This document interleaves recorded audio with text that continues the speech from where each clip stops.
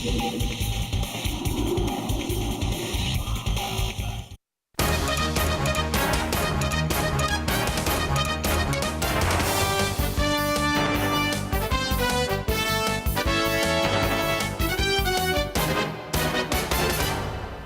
evening, you're watching the main news on ATV. I'm Edna Tse. And I'm Hailing Chan. Here are tonight's top stories. More dockers join container terminal strike and vow to fight on despite threat of legal action. New Equal Opportunities Commissioner pressing for law to prevent discrimination against gay people. South Korea's president has vowed to strike back if North Korea attacks her country. A strike at the Gwaechung container terminal is now in its fifth day, with the ranks of protesting workers swelling to more than 1,000. The strikers shrugged off the threat of legal action and vowed to press on until their pay demands are met. ATV's Bola reports. Day 5 of a pay dispute at the Gwaechung container terminal saw the number of striking dockers surging to more than 1,000. Security staff handed out notices to the strikers this morning, ordering them to leave the port or legal action will be taken to force them out. Lawyers for the port operator Hong Kong International Terminals went to the High Court this afternoon to seek an injunction banning unionist lawmaker Lee Cheuk-yan, Union of Hong Kong Dockers representative Stanley Ho, and other unauthorised people from entering some piers. HIT blamed them for disrupting port operations, but Lee insisted that the workers are exercising their rights. We will appeal on that injunction order application to demand that the judge also consider that we are not on strike. The worker has right to picketing, right to strike, and that under the trade ordinance we have the right to further our trade dispute and not to be immune from any civil action, tortious action. The workers also took their action to the streets with a protest march that started at the Southern Playground in Wan Chai. The group proceeded to Cheung Gong Centre in Central to demand that Hutchison Dwanpoa, HIT's parent, negotiate with their unions. The protesters then headed to Government House to demand legislation on the right to conduct collective bargaining. They remain defiant, saying they will continue fighting for higher pay. Whether any situation happen, our industrial action will be going on. So no matter any injunction or successful or not, we still going on. Yeah, the action will not stop. Yeah. Unionists said some strikers were warned that they could lose their jobs if they refused to return to work. The dockers are fighting for a 17% pay rise after rejecting a 5% offer as too little to cope with inflation. The stoppage has had an impact on business, with logistics companies and container truck drivers complaining that they have been affected. They said fewer containers have arrived or left the port since the strike began on Thursday.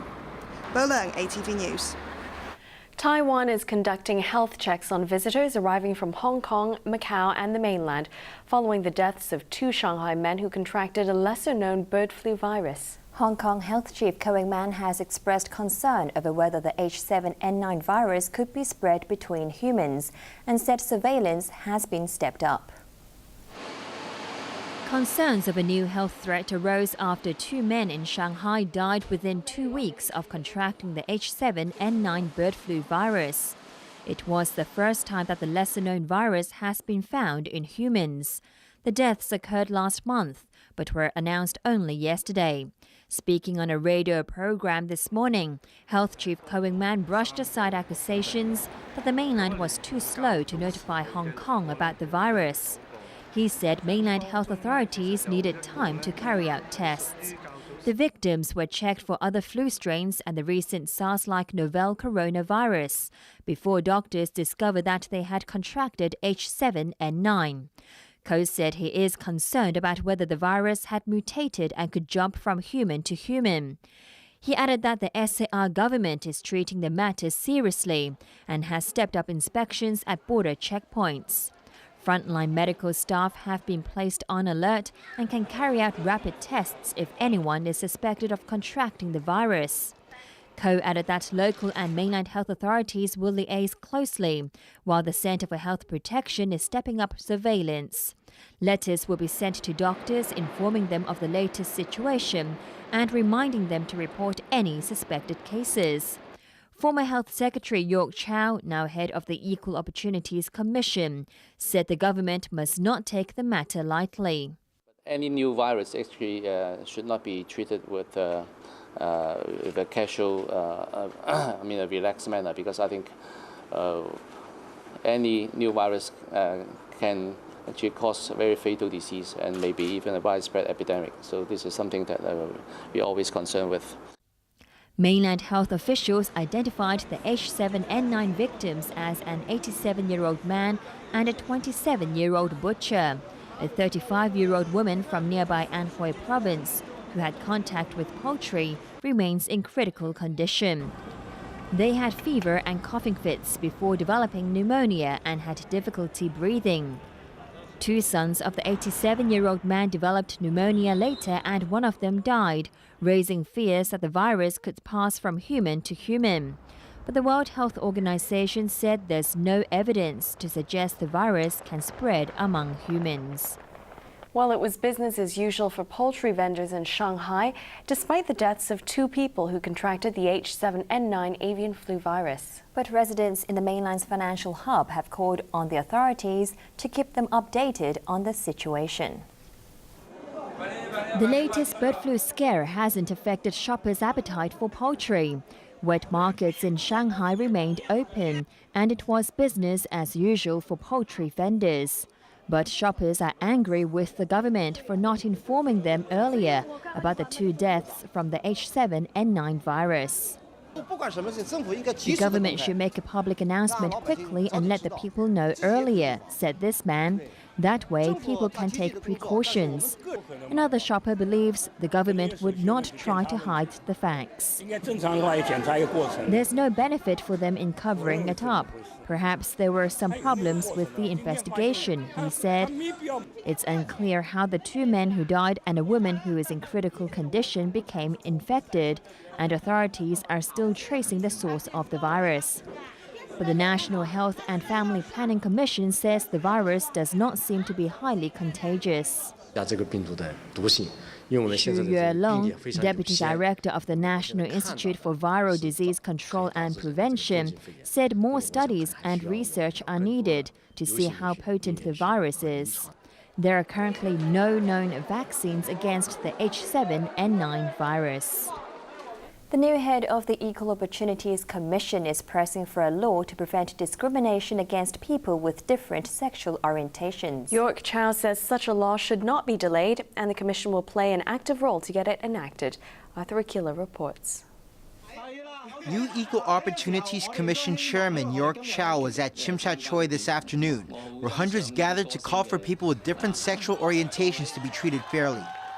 Chow, who began his term of office today, has vowed to fight for laws to protect the gay community from discrimination. Legislation to protect gay rights is a divisive issue in Hong Kong, with various religious and parents groups opposing the idea. Hopes that the government would launch a consultation were dashed when Chief Executive Leung Chun-ying said in his maiden policy address that society was still deeply divided over the subject. But Chow says his commission, the EOC, is making it a priority.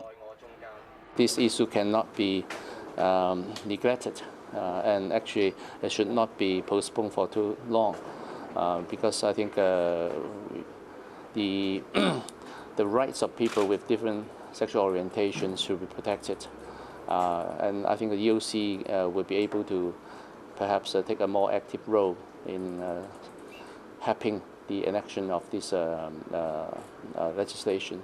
Chow said although the government has a host of problems to deal with, will meet officials and other parties in the next few months to take things forward. I think human rights and also the rights of people without discrimination is actually an important society value of Hong Kong. And I think this is not something that will be too controversial if we actually just focus on the things that are common. Cho also addressed the controversy triggered by a law limiting the amount of milk powder that can be taken out of the city.